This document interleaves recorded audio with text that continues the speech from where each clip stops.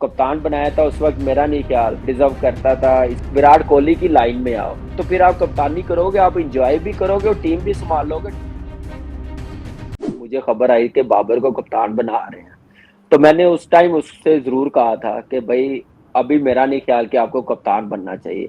आप अगले 2-3 साल ऐसी परफॉर्मेंस करो। इस टाइम बैटिंग लाइनअप आप पे डिपेंड कर रही है। आप विराट कोहली की लाइन में आओ, स्टीव स्मिथ की लाइन में आओ। आप उतनी देर तक 35-40 100 कर जाओगे, तो फिर आप कप्तानी करोगे, आप इंजॉय भी करोगे और टीम भी संभाल लोगे, टीम भी बना दोगे।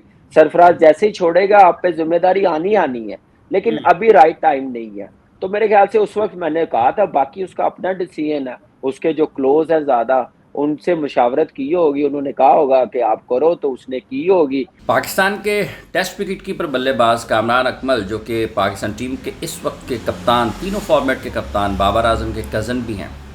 वो हमेशा से बाबर आजम की कप्तानी के एक सख्त नाक़द रहे हैं और वो ये मानते रहे हैं, वो ये कहते रहे हैं कि बाबर आजम को अभी कप्तानी नहीं मिलनी चाहिए थी जब उन्हें कप्तान बनाया गया। और उन्होंने मुतअद्दिद बार बाबर को ये कहा भी अपने टीवी इंटरव्यूज़ में, सोशल मीडिया पर, या जहाँ भी उन्हें कभी पूछा जाता, तो उन्होंने कहा कि बाबर को सिर्फ़ और सिर्फ अपनी क्रिकेट पर तवज्जो देनी चाहिए ताकि वो विराट कोहली की तरह बहुत लंबे अरसे तक, तवील अरसे तक अपने मुल्क की नुमाइंदगी करें और क्रिकेट खेलें, रन्स करें। दुनिया क्रिकेट को जो उनकी बैटिंग की हकीकी सलाहियतें हैं वो देखने का मौका मिले।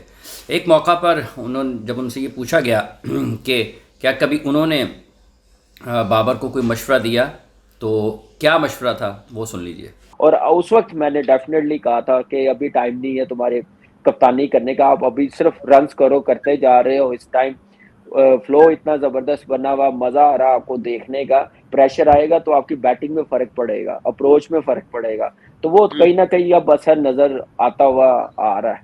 एक मौका पर तो कामरान अकमल ने ये भी कहा कि जब बाबर आजम को कप्तानी दी गई तो वो डिज़र्व नहीं करते थे। वो क्या बात थी, किस तरीके से उन्होंने ये कही, ये भी सुन लें।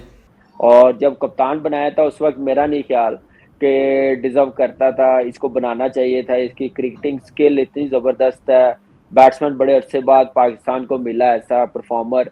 और उस टाइम ज़रूरत भी नहीं थी मेरे ख्याल से कप्तान चेंज करने की, हटाने की। खैर, सरफराज की अपनी गलतियाँ हैं, जो बारी नहीं लेता था, डिसीजन ऐसे लेता था जिसकी वजह से मैनेजमेंट को सोचना पड़ा। फिर मैं उस वक्त सोचता भी था, ऑप्शन कोई भी नहीं था। अगर उन्होंने माइंड बना लिया था सरफराज को चेंज करने का, उस वक्त बाबर के अलावा कोई ऑप्शन नहीं था कप्तान बनने के लिए। तो यही चीज मेरे ख्याल से पीसीबी के सामने थी, जिसकी वजह से बाबर को मजबूरन बनाना पड़ा।